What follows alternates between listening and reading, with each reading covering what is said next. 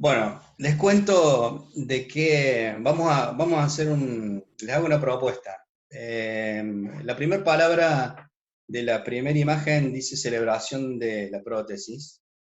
Tiene que ver con la mirada crítica en relación a las arquitecturas del siglo XXI, ¿no? Y cómo, o 2021 si quieren, cómo las arquitecturas tienen que tener como la particularidad de ser amables con lo que sucedió antes y visionarias con lo que va a suceder por delante, ¿no? Las prótesis hoy están relacionadas a cuestiones que reemplazan partes no funcionales, ¿no? Y un poco eso hace la arquitectura con la ciudad y la ciudad con el territorio, ¿no? Entonces, les pido que hagamos ese esfuerzo por entender ese término de prótesis como una virtud y no como, no como un problema, ¿no? ¿Puedo pasar? Tiene que ver un poco con esto. Esa imagen, a mí me gusta mucho esa imagen porque habla del yo y habla del nosotros, ¿no? El registro del yo tiene que ver con entender el nosotros. En la misma palabra están los dos significados. En ese reflejo está la sociedad y en esa tridimensión del mí estamos cada uno de nosotros. Entonces un poco tiene que ver con eso, con la otredad en relación a la arquitectura. No sé si saben qué es otredad, pero es un término que se utiliza mucho en la psicología, que tiene que ver con esta cosa, tiene que ver con esta cosa comunitaria, ¿no? Del registro de lo comunitario. Desde ese punto de vista, quiero que hagamos el esfuerzo por entender lo que significa una sociedad que hoy está manifestándose de esta manera, ¿no? Esta es una instalación de un chino hace unos años ya. Qué oportuno el loco, ¿no? Porque pone de manifiesto un futuro posible, que es el que estamos viviendo hoy, ¿no? Cada uno con su oxígeno, tratando de sobrevivir en una ciudad que fue violentada por otra cuestión, pero violentada al fin. Entonces, como muy significativa esta cuestión de, de sobrevivir o supervivir en una ciudad o en un medio violento. Entonces aparecen estas cuestiones, ¿no? En las ciudades aparecen las desigualdades. La, Esto es como lo no deseable, ¿no? Que se entienda que hay una mitad de una ciudad que tiene un privilegio y otra mitad que tiene otro privilegio. Los privilegios son diferentes, pero en términos de sanidad y de oportunidades, acá hay mucha desigualdad. No hace falta que seamos todos iguales, pero todos tenemos que tener, porque eso es una utopía, todos iguales nunca vamos a hacerlo, pero sí entender que en una ciudad tiene que haber como una base sostenible de confort para la mayoría de las personas que viven en esa ciudad, ¿no? Un poco por eso la imagen que resulta un poco violenta, ¿no? Esto es en la India. Y el reclamo constante de la ciudad a partir de eh, transformar lo que era un parking en un parque, ¿no? Esta imagen de, oh, no me va a salir el nombre ahora del artista, eh, ya me voy a acordar. Un poco representa eso. Él Bansky lo dibuja hizo, pero Bansky, gracias, Bansky.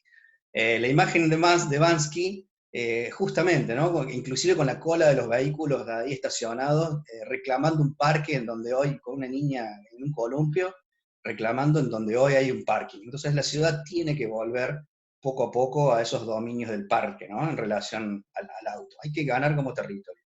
Piensen siempre en términos de prótesis beneficiosa, ¿no? Vamos a tratar de que esa palabra siga presente en toda la conversación que vamos a tener. Qué oportuna el premio a la película Parasite, ¿no? En donde uno no sabe quién es el parásito. Si no la vieron, se los recomiendo. Es una película del 2019, pero hay como un reclamo de estratos. Hay miseria en todos los estratos, ¿no? La miseria no tiene que ver con el poder adquisitivo o la cercanía a la luz o al sol, sino que tiene que ver con la miseria de la persona, digamos, del ser humano. Entonces, un poco la película habla de esa ciudad que es miserable, o personas miserables dentro de una ciudad que es una especie de espejo de esa sociedad, ¿no? Entonces, ¿cómo hacer que esa arquitectura y esa ciudad empiece a ser como más justa? Y se me ocurrió en ese divague de pensamientos, traer una palabra que se llama radicante. El arte actual, el arte visual actual, tiene una definición del arte de radicante, que es el arte que ya no es, no responde a cánones convencionales ni a mandatos, sino que se instala en relación a un entorno. El arte radicante tiene eso, y ¿por qué no pensar un proyecto urbano arquitectónico radicante, ¿no? Que un poco hable en relación a lo que dice Nietzsche, que dice, no hay hechos, solo interpretaciones. Hagamos un esfuerzo por eso, un esfuerzo por entender qué es lo que está sucediendo, y en función de lo que está sucediendo actuar, ¿no? Eh, y siempre esos procesos de diseño están interpelados por esa realidad cambiante. La realidad va presionando y ustedes tienen que tener la habilidad, o al menos desarrollar las herramientas para encontrar ese cambio en la ciudad, y poder interpretar rápidamente para poder actuar a consecuencia, ¿no? Todo a través del proyecto, porque esto es una especie de carga conceptual que ustedes tienen que llenar en todos sus proyectos de tesis. Y me animo a mostrarlo como en 3 escalas diferentes, ¿no? Hay una escala que es la que propuse yo en la propuesta académica. Hay una escala de territorio, una de ciudad y una de arquitectura. Y para eso me tomo la libertad de mostrar algunos trabajos de algunos alumnos, en este caso Lisa Breuer, que hizo una tesis sobre territorio. Era el saneamiento de la cuenca del río de mayor aporte al lago de los Molinos. Entonces ella detecta el deterioro de ese lago y empieza como a trabajar en función a la remediación de ese espejo de agua, ¿no? Que es la segunda reserva de agua de la ciudad de Córdoba. La virtud de este trabajo es que justamente es una especie de prótesis activa, y la intervención es casi, te diría, funcional al requerimiento técnico de sanear. Eh, por eso me parece como muy interesante, porque no hay acciones del yo, sino hay acciones del nosotros, ¿no? ¿Se entiende, no? Hasta ahí, esa es la mirada en general que estoy tratando de que reluzca a partir de la conversación. La segunda que se me ocurrió dentro de la misma escala es esta pequeña capilla de Peter Zumthor, que curiosamente es una capilla de muy pocos metros cuadrados, pero tiene escala territorial, ¿no? Peter Zumthor ve en esa imagen que se ven los fardos apilados, y al fondo, si pueden ver con atención, el volumen de la capilla, ¿no? Esa capilla tiene una particularidad. Cuando construye, no sé si la conocen, si no la conocen, les cuento una anécdota cortita sobre esto, que él construye la capilla en hormigón armado, arma primero el encofrado, que son un montón de maderos puestos en forma cónica, y una vez que termina de darle la forma al encofrado cónico, con perforaciones, etcétera, deja perforaciones posibles, etcétera, llena de hormigón, y cuando quiere desencofrar, lo que hace es incendiar el encofrado. Y por esa chimenea natural sale el humo de la creación de esa arquitectura. Todo el hecho arquitectónico es a partir de una especie de montaje escénico que tiene que ver con el paisaje, con el momento en que se incendia, ¿no? Con el vestigio del carbón, el olor del carbón dentro de la capilla. Es decir, hay todo un significado religioso en esto de que se incendia y después del fuego llega esto, etcétera, etcétera, etcétera. Entonces, es una arquitectura de altísimo vuelo perceptual e intelectual, y me parece que es territorial en relación a lo que significó en el momento de ese incendio, de quemar a propósito ese encofrado para que aparezca, para que se manifieste la arquitectura. Y por otro lado, ese registro de la lejanía y la cercanía, ¿no? Desde lejos parece un fardo y desde cerca es una capilla. Muy interesante. ¿Por qué lo traigo a propósito? Para que entiendan que lo territorial no necesariamente tiene que ver con el tamaño ni con digamos, con la escala, sino que tiene que ver con la percepción y la complejidad de la propuesta que ustedes hagan en relación a ese proyecto. Ya un poquito más cerca de la ciudad, hay un concurso que hacen en la ciudad de Córdoba, en España, que es para un centro de arte contemporáneo. Lo ganan estos españoles, lo gana Ren Koolhaas. Ren Koolhaas lo que propone es cambiar de solar, perdón. Cambia de lote el lugar del concurso y gana el concurso cambiando de lote. Realmente una jugada muy atrevida de Ren, y gana ese concurso. Pero Nieto y Sovejano, Fuensanta Nieto y Sovejano, hacen el edificio finalmente, que es este artefacto, una hermosura, una pieza casi, te diría, una escultura, en que, ¿por qué lo traigo en relación a la ciudad? Porque esa fachada que ustedes ven ahí abajo iluminada, que se refleja en el río de la ciudad de Córdoba, en realidad cada uno de esos píxeles es un artefacto independiente que funciona como un televisor, como un TV, como una pantalla. Entonces vos podés proyectar, como se ve en esa imagen, los ojos de una persona, ¿no? Y está, digamos, sincronizada como si fuera una gran pantalla. El edificio funciona como un museo de arte contemporáneo, pero se manifiesta a escala de la ciudad. Digamos, han sido muy perceptivos en relación a lo que significa el edificio en el lugar y a lo que significa la actividad en sí misma, ¿no?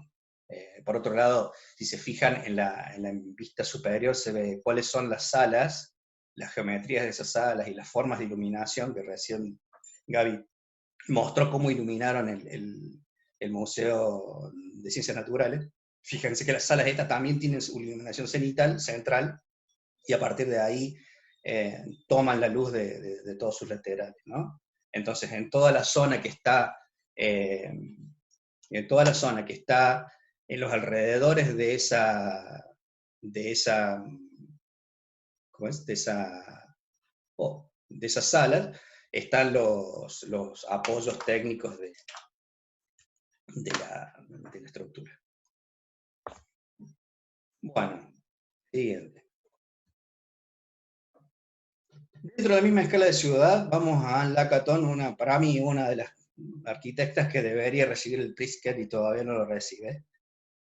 Anne Lacaton, traje dos ejemplos. Uno, el de arriba, es el de Mulhouse, y el de abajo es en París. Las dos intervenciones tienen una particularidad. La de arriba es una manzana de 10.000 metros cuadrados que el gobierno del ayuntamiento le pide a Lacaton y Basal que haga una obra de 10.000 metros cuadrados con 1 millón de euros, ¿no? Le dan 1 millón de euros para que hagan una obra de 10.000 metros cuadrados. Y ellos dicen que con ese mismo dinero van a hacer el doble de superficie. Y el ayuntamiento dijo, ¿pero cómo van a hacer eso? Bueno, muy simple. Lo que hacen ellos, se ve en ese corte, que está ahí, ¿no? En el corte se puede ver cómo ellos separan la membrana, digamos, el aislamiento hidrófugo, lo separan 3 metros hacia arriba, generan la cubierta arriba, y el aislamiento térmico lo dejan en la cubierta de la planta baja. Entonces, la planta baja funciona como una planta baja, y la planta alta la ganan por separar las capas de una cubierta. Ustedes saben que la cubierta tiene muchas capas, ¿no? Entonces, lo único que hacen es parar la lluvia 3 metros arriba. Y eso le duplica la superficie a las viviendas y le genera una terraza accesible con cubiertas de policarbonato y ventiladas con ventilación cruzada. Brillante. Misma cantidad de dinero, doble de metros cuadrados. El segundo ejemplo de Lacaton y Basal, es un edificio, una serie de edificios, este es uno de ellos, que el gobierno del Ayuntamiento de París decide demoler y volver a construir porque tenía todas las fachadas con presencia de asbestos. Los asbestos son materiales cancerígenos, como ustedes sabrán. Entonces el gobierno francés estaba dispuesto a derribar esas torres y volverlas a hacer en el mismo lugar. ¿Qué hacía el gobierno? Derribaba la torre, mudaba a todos los vecinos a un nuevo complejo, derribaba la torre, volvía a construir la torre y volvía a mudar a los vecinos al lugar, para no generar problemas, digamos, de tejido social, ¿no? Volvían los mismos vecinos al mismo lugar. Y la Cato Universal le dice, vamos a hacer lo mismo, pero sin derribar la torre. ¿Qué hicieron ellos? Quitaron toda la fachada de asbesto y la reemplazaron por una nueva estructura, que es la que ven ustedes en esa fachada, hecha con un pretensado tipo Astori, ¿no? Esa estructura la montan con la gente viviendo en las torres. Ni siquiera hubo ese gasto. Entonces yo, charlando con amigos, les decía, yo si hubiese sido al Lacaton y Basal, le hubiera dicho, yo les cobro los que se ahorran en la demolición y en la construcción. Mis honorarios son esos. No cobro honorarios. Le cobro al gobierno de Francia lo que le hago ahorrar. Y realmente una hora para mí, eh, porque además le cambia como la mirada de la ciudad. Ustedes ven que le agregan metros cuadrados a esas casas. Ya después, con tiempo, búsquenlo al ejemplo y lo van a ver con más detenimiento. Cómo ellos logísticamente logran que se haga la intervención sin molestar a esas familias, y realmente la calidad de vida cambia, yo te diría un 70%, ¿no? Y además le quitan ese material cancerígeno a la fachada. Bueno, y ya pasando en otra mirada, esas especies de prótesis a veces suceden en lugares en donde nosotros no tenemos conciencia de que existen, ¿no? Esta es una artista plástica que se llama Rachel Whiteread, que hace una serie de esculturas que se llaman el espacio debajo de la silla, ¿no? Eso que ven a la izquierda es lo que manifiesta Rachel Whiteread como el espacio debajo de la silla. Muy interesante, porque en realidad todas sus esculturas están basadas a esos espacios que nosotros no registramos, ¿no?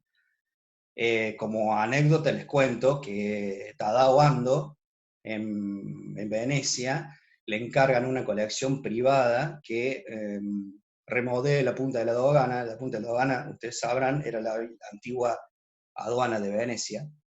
Ese edificio, no, como en todos los edificios de Venecia, no puede ser intervenido por el exterior, y Tadao Ando lo interviene solamente en el interior. Hace una intervención que ya la mostraremos en otra oportunidad, que solamente trabaja con el espacio que no se ve en Venecia, justamente. ¿Cuál es la primera muestra que muestran en la Punta de la Dogana? Pues la muestra completa de Rachel Whiteread.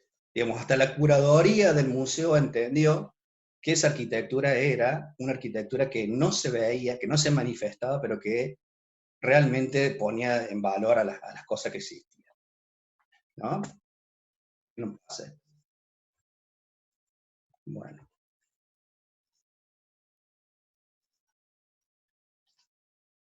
siguiente. Báncame que tengo un problema técnico. Voy a dejar de compartir. Dejo de compartir y vuelvo a compartir, porque se clavó la...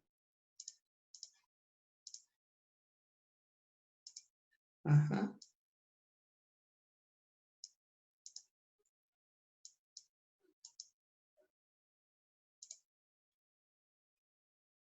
Esperen, esperen. Ya voy.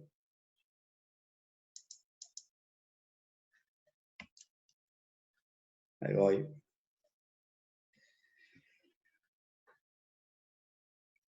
Claro, la cantidad de conectados te genera, como yo estoy grabando la charla, el volumen de video se está poniendo importante. Entonces no me está permitiendo trabajar con tranquilidad en la pantalla. Bánquenme que yo lo resuelvo. Listo. Vamos ahí, nuevo, listo. ¿Qué pasa? Cuando vos entendés esta cuestión de la arquitectura manifestada en un lugar en donde no está manifestada normalmente, aparecen estas oportunidades. Este es un proyecto que hicimos dentro del marco de un workshop junto con el arquitecto Villani y el arquitecto Germán Margarit. Y era una propuesta que en algún momento le acercamos a la Intendencia y hizo oídos sordos. Era una resolución de la Plaza de España, sin tocar la plaza, peatonalizando todo su paso y liberando todos los semáforos. Digamos, el esfuerzo económico y funcional de la ciudad estaba reducido a la construcción de una pasarela peatonal con rampas que te permitían un anillo que te permitía en una sección del anillo bajar a la plaza y en la otra sección del anillo rodearla y pasarla por encima. Esta operación era una operación de una prótesis en una plaza que además había nacido para verse desde arriba, ¿no? Siempre le criticaban eso a la Plaza de España, que solamente le veían desde arriba a los que vivían alrededor. Bueno, esto resolvía en una sola operación todos los problemas que hoy seguimos teniendo. Y sin embargo, las gestiones eh, no siempre, yo no digo que nunca, pero no siempre, eh, escuchan por ahí propuestas que pueden acercar, yo no digo que se haga esto, pero sí acercar soluciones un poco más coherentes y al alcance de nuestros bolsillos, queridos. Somos Córdoba, Argentina. Ahora vamos a ver cómo salimos con la Plaza de España. Bueno, si puedo, paso a la próxima. No, no me está dejando. Voy a tener que dejar de grabar la charla, niños. Ahí está. Siguiente. Pablo, ¿querés que siga grabando yo? No, Así. no sé, no, vamos a tratar de que siga esto y vemos cómo pasa, Dale. cómo salimos, Carlos. Acá Gracias. me dice que está grabando, Pablo, ¿eh? Sí, sí, Sí, a estoy mí grabando. Lo que también pasa es todavía. que, claro, son Ah, toneladas de datos lo que está grabando. ya. Bueno, Bueno, pero ya termino. En todo caso, cuando termine yo la charla, hago una grabación de la charla y te libero a vos, Eli, con un video nuevo. ¿Eh? Genial. El otro ejemplo que se me ocurrió fue el de Carmen Pinós, una diosa de la arquitectura, les recomiendo que la sigan. Carmen Pinós le encargan la puerta trasera del Mercat de la Boquería en Barcelona, ni más ni menos. Y ella, lejos de entender que era la puerta trasera, genera un segundo frente en el mercado de la Boquería, ahí en la Rambla de Barcelona, con esta serie de operaciones que replican un poco la estructura del techo del mercado, ¿no? Y arma como un espacio intermedio que el mercado no tenía. Además de armar ese espacio intermedio, después termina dialogando con una escuela de diseño que a ella le encargan ahí en la misma esquina, que es el dibujo que ven en blanco, a la derecha de las dos fotos.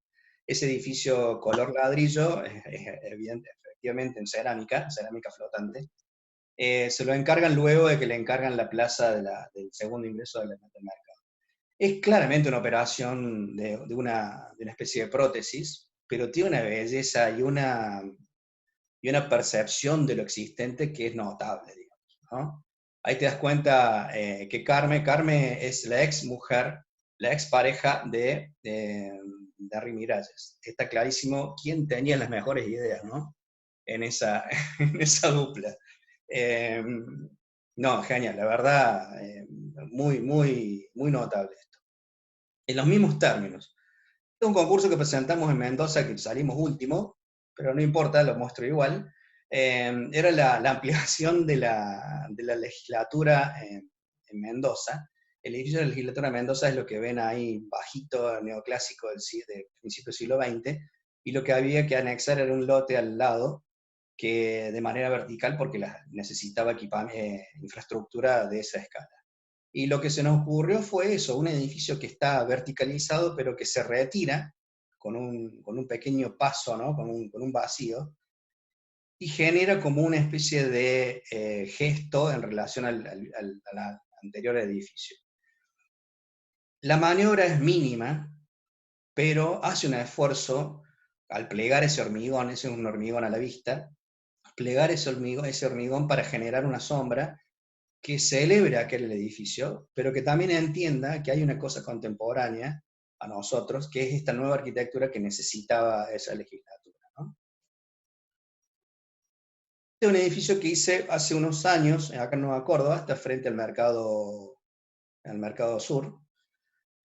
El propietario de este edificio, les cuento por qué lo muestro, porque el propietario del edificio, miren las dos plantas que muestro ahí, la planta que está más grande es la planta actual del edificio, tiene el frente sobre Bolívar Ilia y el contrafrente sobre Corazón de Manzana. El propietario de este lote quería que el edificio fuese como la otra planta que ven allá arriba. El frente completo constituido sobre Boulevard Ilia y el contrafrente completo sobre el Corazón de Manzana. Lo que nos generaba esa posición de planta era un edificio absolutamente frontal, masivo, de una expresión absolutamente monstruosa. Ya lo es, son 23.000 metros cuadrados este edificio, ya es un edificio monstruoso. Pero cuando le propuse que giremos la planta, nos daba como consecuencia que todos los departamentos del edificio quedaban al exterior. Eso obviamente daba una rentabilidad mayor al proyecto inmobiliario, ¿no? Eso como anécdota para que ustedes vean que a veces la posición de una planta, de un edificio, de un encargo particular, te genera a vos un problema que tenés que resolverlo de la manera más sensata posible, ¿no? Pero en realidad lo traigo por otra cuestión. En la esquina, ahí asomado en la foto, en el margen superior izquierdo, ven un edificio de ladrillo visto, unos balcones, que lo hizo una amiga mía que se llama Carolina de Valle. Ese edificio fue construido antes, entonces yo lo que le pedí a Caro es que me pasara los niveles de sus balcones, ¿no? Porque yo iba a hacer una obra media cuadra para un lado, y yo quería referirme a esos balcones para que cuando se constituyera la manzana completa, se pudiera entender la intención, ¿no? De unificar esas sombras y generar un frente que no importa quién interviniera, con la esperanza de que ese que interviniera se diera cuenta que habíamos tenido una intención. Vayan a verlo, no sucedió así. Por lo general, las personas que actuamos en las ciudades no nos fijamos en los alrededores. Entonces, uno parece que no, pero hay gente que piensa qué podría suceder cuando vos aparezcas. Entonces, hay que empezar como a leer los entornos y los alrededores para poder intervenir de una manera como más amable, ¿no?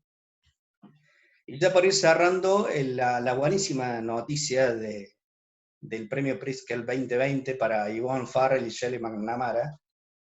Ellas dos fundan un estudio de arquitectura que tiene una particularidad, que tiene que ver con lo que estoy hablando. Ellas son hacedoras de ciudades de manera anónima. Son arquitectas que tienen una gran habilidad por hacer arquitectura propia, ¿no? Con sello propio, pero con muy buena relación con la ciudad. Casi te diría que cuando ves los edificios de Yvonne Farrell y de Shelley McNamara, no te das cuenta si estaban antes o si se hicieron después. Eso es una gran virtud, y está muy bueno que el Pritzker vaya para un estudio que deja que la ciudad sea la protagonista y no seguir sosteniendo esto de que lo que importa es el yo y lo que yo hago, ¿no? Por eso que me parece muy notable que ese Pritzker lo haya. Además que es un estudio compuesto por dos mujeres que, que tenga esta cuestión del registro comunitario, ¿no? Creo que nada más. Todo lo que, una cuestión que tiene que ver con una cuestión personal, ¿no? Ese trípode que ustedes ven ahí, que dice construir, pensar y enseñar y aprender. Enseñar y aprender es lo que estamos haciendo ahora. Yo aprendo en la medida que enseño. Construir en la medida que me lo permite el medio. Y pensar siempre, ¿no? Entonces, eso se da, el pensar, construir y el enseñar y aprender se da en estos ámbitos. En un taller de arquitectura, en el propio estudio y en la obra con el casquito blanco puesto, tratando de ver que las cosas salgan como en teoría deberían salir. Bueno, y para cerrar, el homenaje, digamos, la celebración de la prótesis tiene que ver con esta idea, ¿no? Esta es una modelo que se llama Victoria Modesta, que ella sufrió la amputación de una de sus piernas, y lo que hizo, en vez de dejar de modelar, es fabricar una serie de prótesis para su pierna. Algunas tienen luz, otras tienen brillantes, otras son transparentes, otras son de acero. Bueno, sí, parecen de acero. Pero todas tienen la funcionalidad de poder caminar, pero celebran la oportunidad que le dio a ella a manifestarse de esa manera. Yo creo que la arquitectura tiene que tener esta virtud, ¿no? Nada más.